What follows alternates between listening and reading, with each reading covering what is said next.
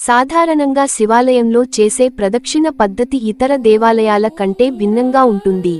దీనిని చండీ ప్రదక్షిణ లేదా సోమసూత్ర ప్రదక్షిణ అని పిలుస్తారు.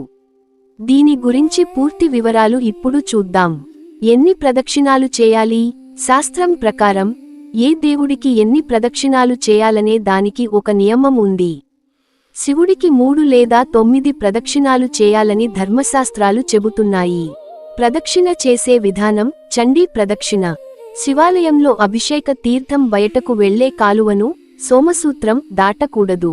అందుకే ఈ పద్ధతిని పాటిస్తారు.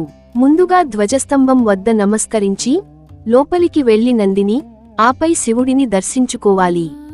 ప్రదక్షిణ ప్రారంభించేటప్పుడు కుడివైపుగా వెళ్తూ అభిషేక జలం బయటకు వెళ్లే సోమసూత్రం తీర్థపు కాలువ వరకు వెళ్ళాలి.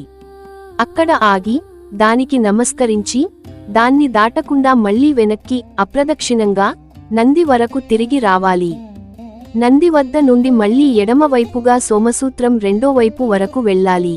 అక్కడ మళ్లీ నమస్కరించి తిరిగి వెనక్కి వచ్చి నందిని దర్శించుకోవాలి.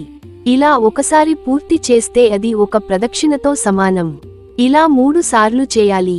గుర్తుంచుకోవలసిన ముఖ్య విషయాలు: నిశ్శబ్దం.